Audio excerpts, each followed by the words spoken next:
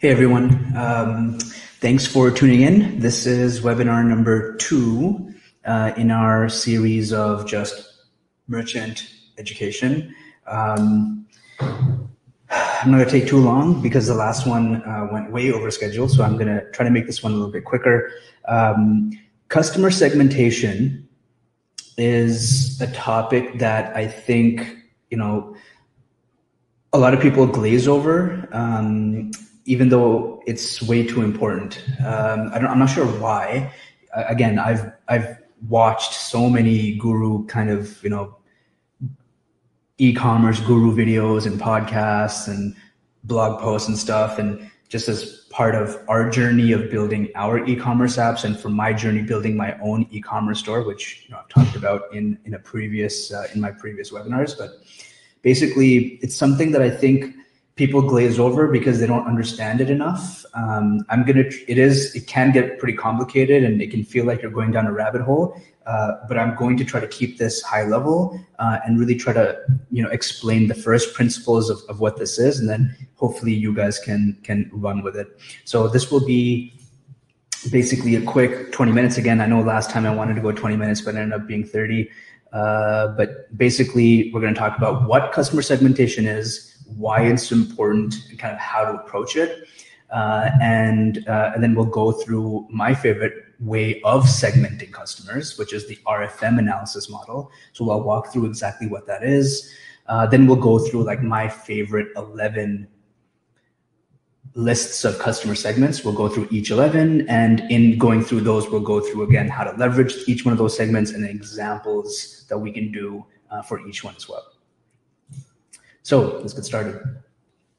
So basically, customer segment, if you guys don't already know, it's basically the practice of separating and segmenting your customers into certain categories or groups.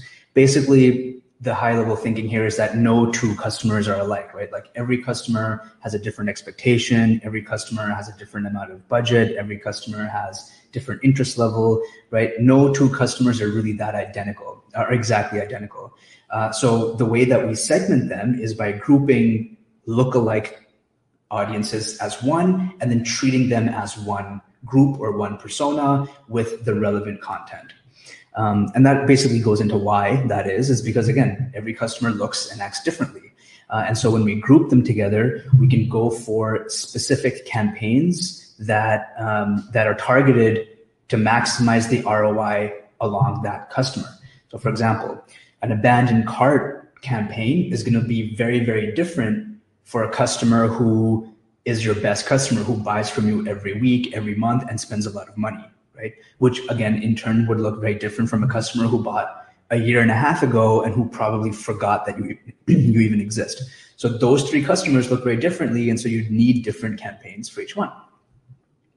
So, and again, another example is if you were a teacher and you have a group of students, different students are going to be better at different subjects and in different things. And so you as a teacher need to know who those students are. If you're a good teacher, at least, I think the bad teachers will just treat every student like they're the same, but a good teacher will treat every student based on their strengths and weaknesses to make sure that they're all successful at the end of the day. So that's what basically customer segmentation is and why it's important. So in this slide, we're going to look at basically a map. This is like a map of the 11 different segments. You can see them listed here. Don't worry, I'm going to go through all these in detail. But basically, there's this X and Y axis here. This X axis here is basically recency. This, just to quickly let you know, is the RFM analysis model. RFM stands for recency, frequency, and monetary. So R here is the X axis, which is recency, which is basically how recently someone has bought. The frequency is how many times they've bought, and monetary is total lifetime that they've spent in terms of dollars that they've spent on your store. So you can see the reason we've added frequency and monetary together is because they're highly correlated, right? As people buy more often, it's likely that they spent more. So they're highly correlated. So what we've done is we've just basically added those two numbers together and divided by 2 so that we have the average. All three of these numbers are scored from a scale of 1 to 5. right? So one, get my drawing on. So basically they're scored from 1 to 5, 5 being the best, 1 being the least, obviously. So that means that if a customer bought like today, they would have a recency number of 5, meaning that they are the warmest, the hottest, they are super aware of your brand as of right now. If a customer bought 2 years ago, they have maybe a 0 or a 1 recency. And so they're going to be somewhere, in like somewhere here, right? As for frequency and monetary, again, we talked about it. Frequency is how many times they've bought. If someone's bought, if the most that anyone from your store has ever bought is bought 5 different times, 5 different unique orders, that would be, let's say that's your most purchased customer, then like we give them 5 points. If somebody bought 3 times, then they'd have 3 points. So frequency is 1 to 5. If somebody bought 50 times or 20 times, that's your highest one, then they would also get 5 points. Monetary, again, just the total number of dollars that have been spent, and that's also from a 1 to 5 basis. So if your most valuable customer has ever only spent $2,000 on your store, let's say, then they obviously have 5 points. If a customer only bought a $20 thing once, like a long time ago, that would be someone that maybe might live here, right? So these are the 11 segments. I'm not going to go through these. I'm just putting it here. You can pause the video if you want to look at it, but I'm going to be going through each one of these details coming up. But this slide is just for your information. You can use this if you want for your own kind of detailed analysis later on. So basically, let's start. The first one and most valuable one, obviously, is going to be the champions. I will also say before we go any further is that the goal of marketing, right? The goal of marketing is to, basically create more sales, generate more sales, is to generate more leads and generate more sales, basically to manage the funnel so that you can grow your funnel, right? That's the marketer's job. And so part and parcel of that is to identify each one of your customer segments so that you can maximize, like we said, maximize the ROI from each segment. So the goal of marketers is basically to move people up and to the right, up and to the right. So the goal of marketing is to get these guys over. If someone is a needs attention customer, then we want to move them here and then slowly move them here. So again, this is the goal of marketing. Now, this most ideal customer, right, is the champion customer. So this is a customer that's bought really recently. That's why they have a score of 5, right? So they're up here, and they buy very often and spend a lot, right? Data shows that the more often you buy, the more that you will average on average spend as well, and the more money that you spend. So again, this is a customer that has, let's say, a 5x5 or a 4.5 or a 4.5 on both of these numbers. So this is considered a champion customer, right? These are your best customers. And so what should you do? What should you do with these customers, right? You're obviously not going to be sending them you shouldn't be sending them discounts because they're already going to buy from you. If you send them discounts, you're kind of diluting your brand. But you do want to reward them, right? Reward them with points, reward them with gift cards, reward them every once in a while, send them exclusive offers. That's the type of stuff that you want to do. So that's like basically one actionable, one action that you can take on them. Another action that would be highly, preferred is building that one-on-one relationship, right? If, most of your customers aren't going to be champions, right? If you have 100 customers, you might only have 4, 3, 5 champions out of 100 customers, right? Again, these are very, very high spenders. And so there's no reason why you shouldn't have a one-on-one relationship with these customers. Even if you had 1,000 customers in total, even if you have 10,000 customers, you're not too big to develop one-on-one relationships with your best customers. If you have 10,000 customers and of those 10,000, you have 50 customers that are the highest spenders, there's no reason why you don't have a one-on-one relationship with all 50 of those customers. 50 is not that big of a number. So again, build those one-on-one relationships. Get them to ask them for your reviews, ask them to share your content, ask them to do things like that. Because once you have a relationship with these customers, they will do that. And usually, people are friends. Someone's group of friends, their 5 or 6 closest group of friends, are going to have very similar interests to them.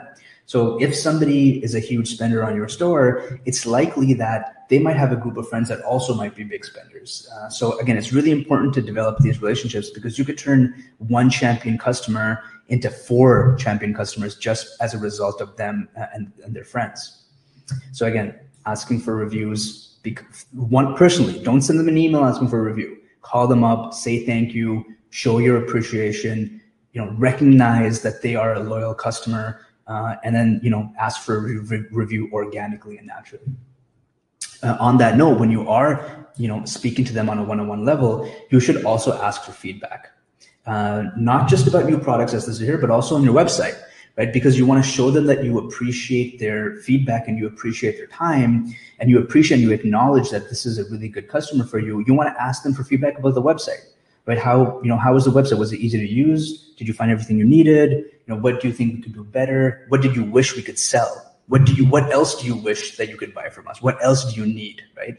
Because likely if these guys, are spending money on, let's say if you're selling shoes and they love that you sell shoes and they always buy from you, well, maybe they'd buy from you if you sold underwear too. Maybe they'd buy from you. Like they like your customer service. There's some reason why they're buying from you. Right? So find out what else they might also buy from you. So get that kind of feedback. And finally, obviously give them exclusive offers, right? Sign them up for a loyalty program, make sure they're aware of it. Tell them that they're the first to get limited edition releases. Tell them that they're the first to get new offers, and make it clear to them that you do appreciate them. And that's what you need to do, because you don't want to lose these customers. You don't want these champion customers to slowly over time move left. You don't want to do that. So that's why you have to keep that relationship building so that doesn't happen. Okay. Next up, the loyal customers.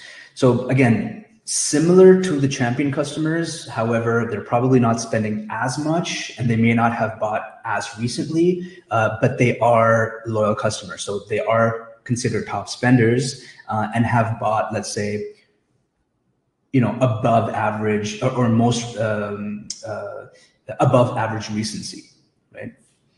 And again, similar to champions, but you don't necessarily need to, really focus on one-on-one relationships with all of them. Maybe the top of the loyal customers you want to spend one-on-one relationships. You can get them to the champions level, but basically, again, reward them, sign them up for loyalty programs.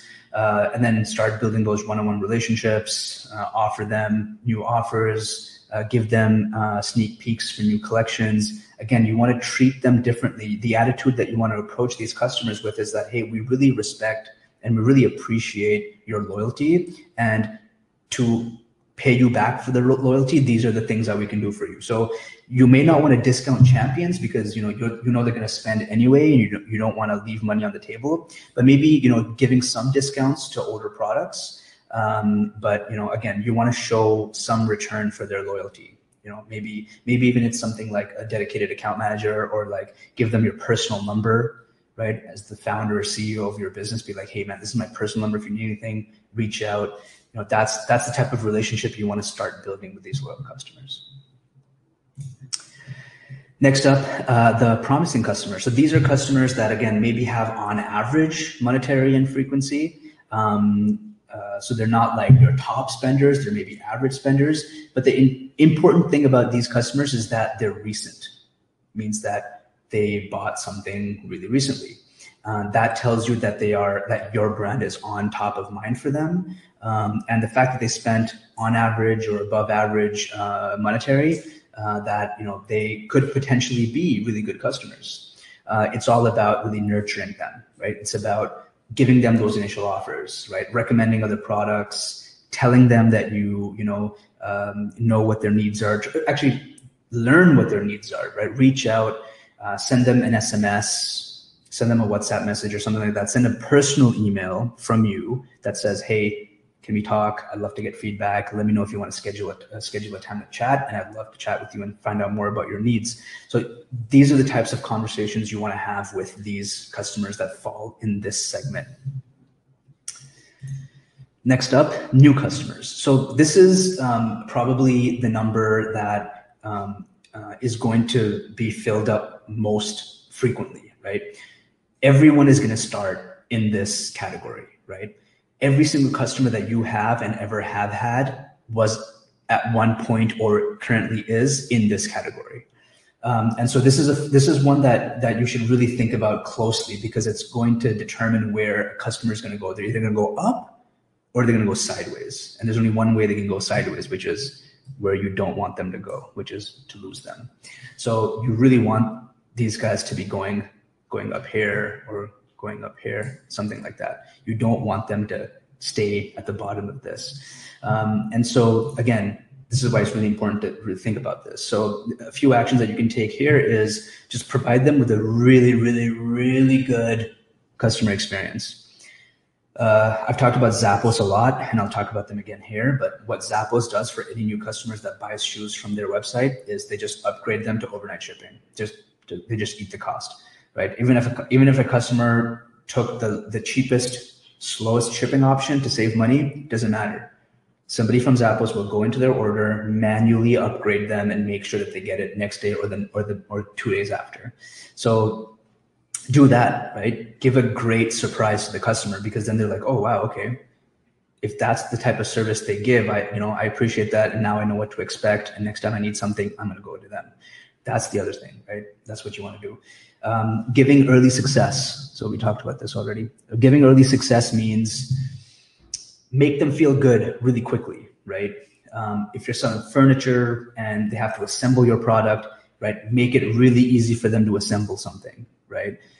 Send them a free pizza, which is one of the other apps that we have that's launching in the next couple of weeks. But basically, send them a free pizza. The app is called Pizza Party that we're developing. Basically, anytime a customer comes in, you have the option to send them a free pizza. We connect to the Domino's system. Customer's order comes in, and then you have the chance of sending them a free pizza offer. Basically, just emails them and says, hey, you have a free pizza from us. Here's a link to accept it. They just go in and they tell them what time they want the delivery, and that's basically it. So give them something to feel good about. So again, going back to the furniture assembly, it's like, hey, we know it kind of sucks making furniture, but you know what? To make it easier for you, here's a extra large cheese pizza. Why don't you call over a buddy and make it easier for yourself and give them free pizza to help you with the furniture assembly. So little things like that, you want to give them success up front, because you just sold them a $2,000 bed frame. You want to make sure that they're having a good time with it, because next time they need a nightstand, or they need a new mattress, or they need a couch, they know that they can count on you to give them a really good service. Thirdly, this, I don't know why people don't do this, but not enough of us merchants are doing this. Just say thank you. Even if you don't have time to do all these other extra fancy things, just send a personalized email. It doesn't even have to be personalized. Just make it look like it's personalized. That just says, hey man, thank you for trusting us. We're a small business. Every dollar that comes in, we really, really appreciate that. We really appreciate your trust. Again, if you need anything, let me know. Just say thank you. One of the other webinars we have coming in the next couple of weeks is going to be around the 5 benefits of saying thank you. And it goes into really details of scientific, emotional, physical kind of changes and attitudes that change by just saying thank you. It's really interesting. And lastly, again, this goes without saying, same thing. You want to start building that relationship. Think about what can we do to build a really good, long-term, solid, bulletproof relationship. Again, Scout helps you with this, because you can tell Scout to let you know anytime you have a new customer. Then Scout will alert you, hey, you just got a new customer. Here's information, tap, and you can contact them right away. So use Scout for that. That's what we've built it for. Next up, this one is, again, right, it's inside the other box, but this is the abandoned checkouts. So abandoned checkouts, the next webinar I'm actually going to record right after this one, pre-record right after this one, is basically how to tackle abandoned checkouts. So if you want to go into a deep dive, that'll be in the next webinar. But again, quick, high level, these are customers that technically should have a 0 frequency and a 0 monetary, because they haven't spent any money yet. That's why they're really kind of there at the bottom. But they're super recent. They just abandoned their checkout, right? They're super, they almost spent money. They had their credit card out. They almost bought, but something happened and they didn't do it. Right. So this is, you don't want to lose this customer, right? Customer acquisition, is already hard and is already expensive. So don't lose someone when they were right at the door, like right about to check out at your counter. Like, you don't want to lose that customer. So again, the way you tackle that, a lot of people use those auto email campaigns. Great, do that. Send a three-step auto email abandoned cart campaign. But again, based on what you sell and based on what the kind of service you offer, I would recommend seriously looking into contacting each one of these customers personally. I'll go with my example. That's actually how Scout started. When I was running my own store, I was having an abandoned checkout problem. I talked about this in our very, very first webinar that talks about what Scout is. But basically, I had this abandoned cart problem. Almost one of every 3 sales I was getting was an abandoned checkout. And that's like 33% of my sales, man. I could have made 33% more money if I was just collecting those abandoned checkouts. And my auto emails were only working like 10 to 15% was my recovery rate. So I just started calling them. I was like, the average order is about $100, $80. Why don't I just call them up and see what's going on here and see if I can't close the sale or learn more about their needs and why they didn't trust me to run their needs, meet their needs. So I just started calling everyone and just offering a really good pre-sale customer service. I was calling it, what's the word that I use? Complimentary pre-sale customer service. I know that you all almost bought from us. Again, not here to sell, but just want to understand what your needs are to see if we're a good fit. And then just learn about their needs. And then based on what they tell you, that's how you position yourself. And that's what I was doing. But again, the reason I'm mentioning this here is because when you have that first conversation, one-on-one conversation, even before they then spent any money with you, that shows them that you care. And what that's going to do is that's going to create a really good long-term relationship. How I knew this worked was after I was using Scout for my own store for about 12 months, almost a year, I went and looked at my top customers. I basically created like a leaderboard of all my customers and I ranked them.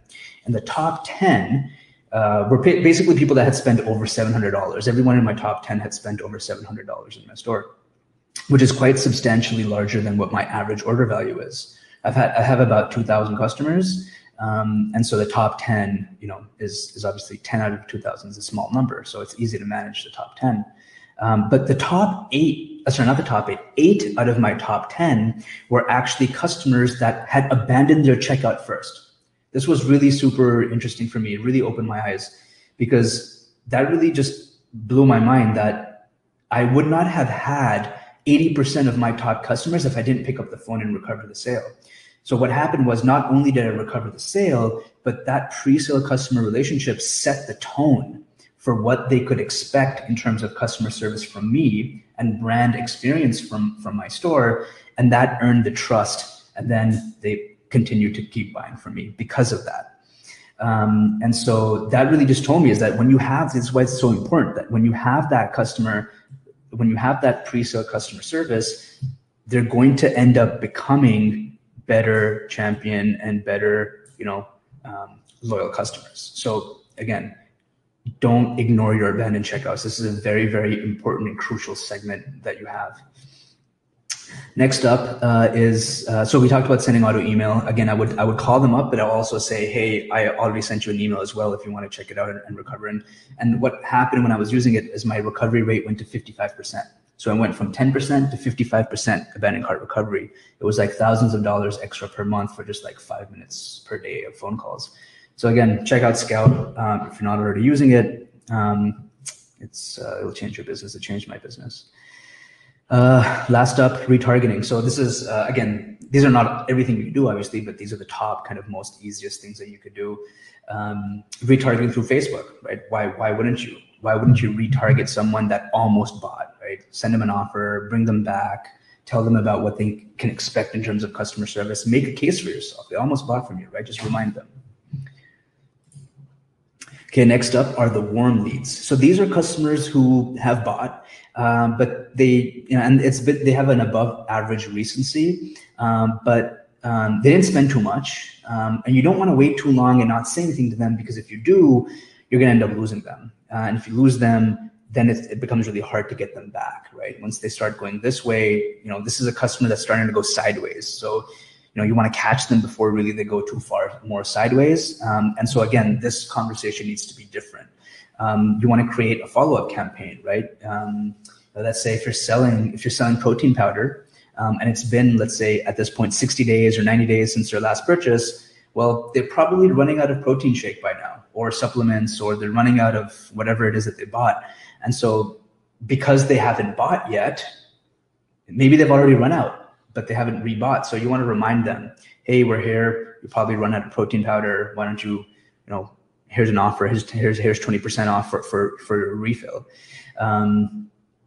Again, keep them coming back, right? You don't want to lose them. So you want to make these limited time offers so that you can reactivate them quickly and not lose the relevancy. Next up, we have cold leads. So this, it didn't slide over. Yeah, there we go, cold leads. So these cold leads basically are warm leads that, again, continue to go sideways. This is like a danger zone because these guys are very close to just being lost. So really you want to, again, have a different campaign. You don't want to waste too much of your time, right? It's most likely that these guys, if they haven't rebought yet, that they're probably going to be lost. So you don't want to spend too much time with them because it might be a wasted effort. But you want to still create some email campaign around content, valuable content, valuable resources. Even if you're selling something like clothing, you want to send them maybe some interviews with celebrities or influencers about the fashion and their fashion choices and kind of how they decide what they're going to wear. Something, maybe not something that you want to actually sell them on something, but something to just kind of keep them engaged, give them something to nibble on, give them something to remind themselves about your brand, right? Something useful. So you could do that. Again, you could also be recommended other popular products. Maybe they just haven't bought because they don't like anything on your store anymore. They've already bought what they liked and they don't like anything else. So maybe recommend popular products, or again, ask for feedback. You could do that. You could do that as well. Hey, we've noticed that you haven't bought for a while, but you used to be a good customer. Is there something that you wish we sold? Right? Just try to engage them. Try to get them to be re-engaged with your brand. And again, offer them just small discounts or gift cards. And if they used to be kind of loyal and they've bought from you from the past, and let's say that they have any points accumulated with you, then remind them, hey, you have 20 points with us, right? Something like that. But again, you can already start seeing that the way that you communicate with each one of these customers is different, right? You wouldn't talk to this cold lead customer the same way that you would talk to a promising customer. You wouldn't. You'd be kind of wasting your time. You have to start understanding how to differentiate these two.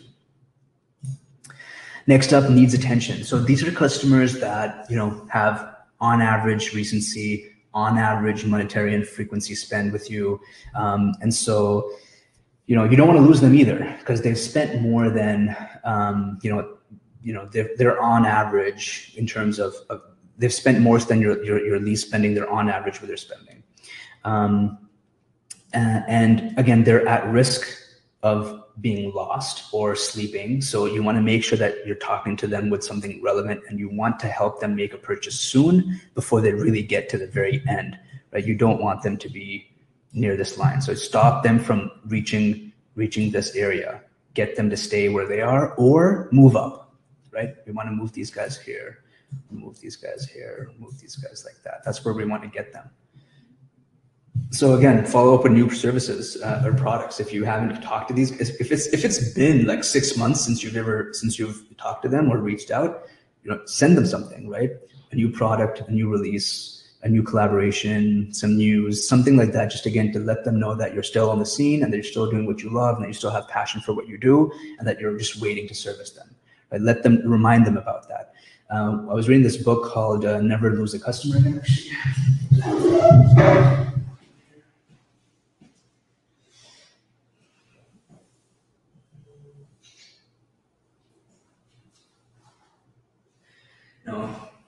think Raghav took it home. But basically, the book was talking about how the majority of customers are lost, not because they didn't like the service, but just because they forgot. Even customers that had a really good experience and said that they would buy again from a brand end up not buying again only because they forgot when they were ready to buy. They found somebody else and they bought with them. So you want to stay relevant so that when they are about to buy something, need to buy something, they remember you. So that's what you need to do. Again, this email campaign needs to look different. So again, offer proactive support, call them up, be like, hey, it's been a while since we last talked. Just wanted to reach out if you guys need anything. Maybe you don't have to do that with all of them. You might have a very large, like this one might be a very large list of customers because it does look like the most average. So if it's the most average, then you might have the most number of people here. So I would say don't expect to call every single one of these people, but reach out to a few of them that you think would be interesting to talk to. Just talk to them. And then again, win them back with discounts. Let them know, we appreciate them. I took the example with the protein powder earlier. This one makes more sense, right? If they've been buying protein powder for 4 or 5 months from you, and then they haven't bought in 2 months, now it's like, okay, well, what happened? Like, we thought we had something special here, whatever it is, reach out, offer them, find out what's going on, right? It's just, at the end of the day, even if it's not to make the sale, it's for feedback, right? Learn from these customers, because on average, it's going to be your most population. So you want to make sure that you can learn how to move them, and you can only learn how to move them if you know who they are and what they need, right? So that's why it's really important to talk to them. And Scout has this feature as well. You can just basically tell Scout, remind me every time, like remind me 90 days when 90 days passes from someone's last purchase, right? If we go 90 days without making a repurchase to someone, let me know who they are, and Scout can do that for you. Okay, next up we have your shouldn't lose customers. Now this is a really interesting segment, and I think a lot of us have customers here, and these are super high value, super high opportunity customers. But basically, these are customers that have bought the most, right? These guys have spent a lot of money on our store. The only problem is it might have been years since their last purchase, right? So if your store is 4 years old, these are customers that bought like 3 or 4 years ago, right? And so, this is something where you don't want to lose them, because these are your biggest spenders. These are potentially people that have a lot of extra money. These are potentially people that make a lot of money. These are potentially people that just really, really used to love what you did, but for some reason they stopped buying from you. And you need to find out who these customers are, because their LTV is too high, and they could end up being even bigger spenders if you just have them come back. So you want to win them back, right? Reach out personally. I would reach out personally. I know I haven't written that here, but I would reach out personally to these customers and say, hey man, it's been a year since you last purchased from us. It's been 3 years since you last purchased from us. My name's Ahmed. I'm the founder of the business. Really miss having you, because really appreciate you. Not just to bring you back, but the call really is focused on getting feedback from you. Like, what is it? Did we do something wrong? We'd love to learn and get better. So if you approach it from this conversation of, we just want to, like, we're a small business and we need to grow and we need to maintain, and you might have a great insight that we could use to keep growing. So don't be pushy with the sale. Just show them that, recognize them, A, and then B, let them know that we want to get better and we want your feedback so that we can get better. So yeah, and then in terms of creating win-back campaigns, again, you'll know what's best for your product. If your product is, you might have a product that that's different in the sense that, let's say you sell something, let's say you sell furniture, and that customers don't need a bed every 2 or 3 years. That a customer might only buy a new bed after every 10 years. So you'll know, right? You'll know based on what you sell, what that timeline should look like. So if it's getting to that point where, hey man, it's been 10 years since this person last bought, let's follow up, right? Let's see, do they need a new bed now? And so that's why I think this is a really interesting segment. But just don't lose them to competitors, right? These guys are high spenders. If you lose them to a competitor, it's your competitor that's going to end up achieving a really good customer, right? Again, remind them of unused gift cards or loyalty points. Likely, if you had a loyalty program at the time when they were buying, they probably have a lot of points saved up. And if they haven't used their points, just let them know, man, you have like 1,000 points with us. Why aren't you using them? Try to bring them back. Next up are the sleepers. Again, these are above average spenders, but again, they haven't spent in a really, really long time. Again, you want to bring them back. They are, at the end of the day, they are above average spenders. And so you want to bring them back because you want to keep above average spenders on your store, because if you have more above average, then your average is higher, right? So you want to have higher averages. Send personalized emails. Again, it doesn't have to actually be a personalized email. You might have too many people on this list, thousands potentially, and you know obviously you can't reach out to thousands of people, but make it look personalized, right? Just make it sent from your email address, make it look very simple, end it with a sent from by my iPhone, make it look like it's super personal, and try to kind of reactivate them. You might want to offer these guys discounts as well. Since they're not the highest spenders, they're not like, they might be people that are at the end of the day price conscious. So, give them some offers. And again, remind them about loyalty points or gift cards that they might have unused. Last but not least, actually last and least, are your lost customers. These are customers that, again, they didn't really spend much. They haven't spent in a really long time. I wouldn't focus too much on them. I would send an auto email, some campaign to try to revive interest. Tell them, maybe every now and then send them something, hey, check out what we've done, but keep your effort low. Don't overthink this too much. You're better off spending your time and attention on the other segments. Once somebody reaches this segment, if you've been actively, targeting your new customers with the right content, and then actively targeting your warm leads with the right content, and then actively targeting your cold leads with the right content, and your needs attention with the right content, and they still end up coming there, then likely they won't come back. So again, if you're doing this right, and if anyone lands here, then don't spend too much time, because probably your efforts will be wasted. Since they probably won't buy anyway, don't really focus on discounts. If you give them a discount on something, they'll just treat your brand like a sub quality brand, or they won't have. You'll be diluting your own brand there. So that's basically all of them. So basically, at the end of the day, I know I've talked about using Scout a lot, but this is really big because that's why we built Scout. Scout is all about telling you who your customers are, where on that map they fall. So anytime a customer becomes a new customer, or a customer becomes a loyal customer, or a customer becomes a sleeper customer, or a needs attention customer, Scout will tell you. It says, hey, Ahmed, so-and-so just became a new customer. This is their list. This is their information. Maybe you want to reach out. Or so-and-so customer just became a champion customer. Why don't you reach out? So basically, that's what Scout does, right? And it allows you to create those one-on-one conversations. It won't tell you about all 11 segments. It'll tell you about 4 or 5 of the segments, but they are the segments that you do want to have one-on-one conversations with. So that's why Scout's important. That's why we built Scout. It really helped to change my business, so we made it for everybody else here.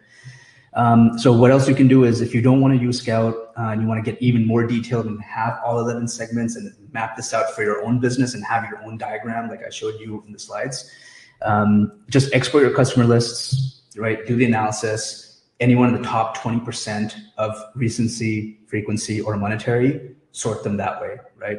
The top 20% are 5s. The next 20% are 4s. Give them a score of 4. The next 20% give them a score of 3. The next 20% give them a score of 2. The last 20% give them a score of 1, and basically see what your kind of customers look like. Everyone's going to have a different looking map. You might even have a very, very different map based on what you sell, right? Like if you're selling toilet paper and you need to sell more every week, that's obviously going to look different than if you're selling furniture, where the buying cycle is really long. So you have to keep that in mind. Just use your best judgment. And then, like I said earlier, you want to create specific campaigns, specific messages for each one. So think about what that messaging will be like, right? What do you want to say to your best customers? What do you want to say to customers that need attention? So start thinking through what an email drip campaign might look like for each one of these different segments, and just start using them. You can use apps like MailChimp or Klaviyo, or even I think Drip is another one that's really cool. So you can use these email systems to do that, and then and keep updating your email, your segments, your Excel file of customers in each segment, and then upload every month to your email campaign manager, so that all of your lists are always updated. Cool. So that's it. Upcoming, the next one I'm actually going to record now. I'm going to pre-record it, but it is called Tackling Abandoned Checkout. So we're going to go into detail around that abandoned checkout segment. So cool, man. Thanks for your time. Hope you guys like it. Stay tuned.